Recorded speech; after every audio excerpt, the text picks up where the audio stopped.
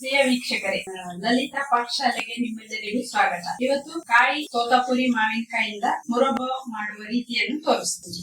ಬೇಕಾಗುವ ಸಾಮಗ್ರಿಗಳು: ಇದು ಅರ್ಧ ಕೆಜಿ ಕಾಯಿ ಮಾವಿನಕಾಯಿ, ಅರಿಶಿನದ ಪುಡಿ, ಅಚ್ಚ ಖಾರದ ಪುಡಿ, ಮೆಣಸಿನ ಪುಡಿ, ಹುರಿದ ಜೀರಿಗೆ ಪುಡಿ, ಕೆಂಪು ಉಪ್ಪು, ಬಿಳಿ ಉಪ್ಪು, ನಾವು ಅಡಿಗೆಗೆ ಉಪಯೋಗಿಸ್ತೀವಲ್ಲ ಆ ಉಪ್ಪು. ಇದೆಲ್ಲ ಒಂದೊಂದು ಟೇಬಲ್ ಸ್ಪೂನ್ ಹಾಕ್ಬೇಕು.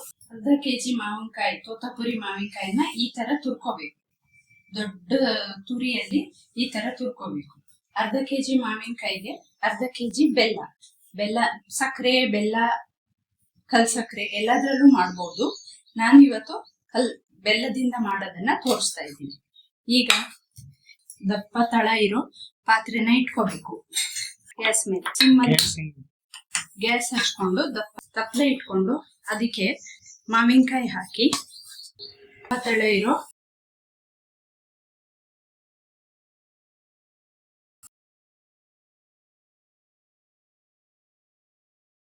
ಮತ್ತೆ ಪುಡಿ ಮಾಡ್ಕೊಂಡಿರೋ ಬೆಲ್ಲ ಹಾಕಿ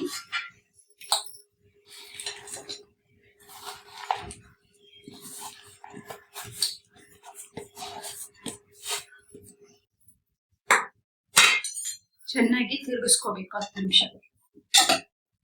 ಸ್ಟಾರ್ಟಿಂಗ್ ಅಲ್ಲಿ ಸಿಮ್ಮಲ್ಲೇ ಇಟ್ಕೋಬೇಕು, ಆಮೇಲೆ ಸ್ವಲ್ಪ ರೈಸ್ ಮಾಡ್ಕೋಬೇಕು. ನೋಡಿ 10 ನಿಮಿಷ ಆಗಿದೆ. ಈಗ ಕಲರ್ ಚೇಂಜ್ ಆಗಿದೆ ನೋಡಿ.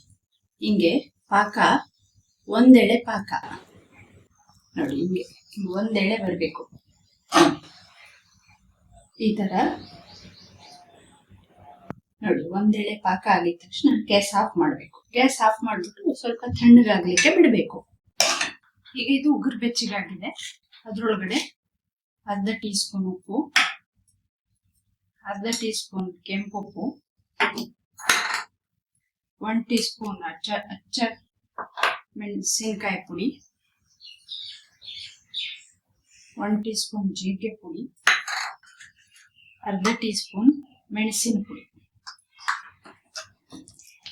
ಇದೆಲ್ಲ ಹಾಕಿ ಚೆನ್ನಾಗಿ ಮಿಕ್ಸ್ ಮಾಡಿ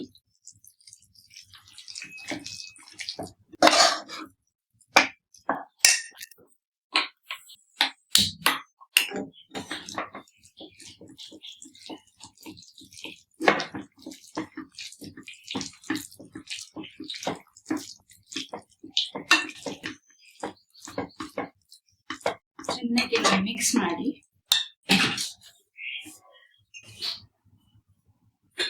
ಇದನ್ನ ಈ ತರ ಗಾಜಿನ ಬರಣಿಯಲ್ಲಿ ಏರ್ಟೈಟ್ ಡಬ್ಬಿಯಲ್ಲಿ ತುಂಬಿ, ಏರ್ಟೈಟ್ ಡಬ್ಬಿಯಲ್ಲಿ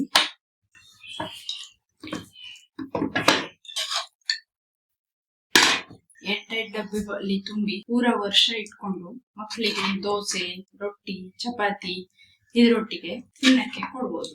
ಮಕ್ಕಳು ತುಂಬಾ ಖುಷಿಯಿಂದ ತಿಂತಾರೆ. ನಿಮ್ಗೆ ಇಷ್ಟ ಆಗಿದ್ರೆ ಲೈಕ್ ಮಾಡಿ, ಶೇರ್ ಮಾಡೋದನ್ನ ಮರಿಬೇಡಿ. ಇದನ್ನ ನಾವು ಮುರಬ್ಬು ಅಂತೀವಿ. ನಿಮ್ಗೆ ಇದನ್ನ ಇನ್ನೇನಾದ್ರೂ ಬೇರೆ ಹೆಸರಲ್ಲಿ ಕರೆಯೋದು ಗೊತ್ತಿದ್ರೆ ಕಮೆಂಟ್ ಮಾಡಿ ಹೇಳಿ.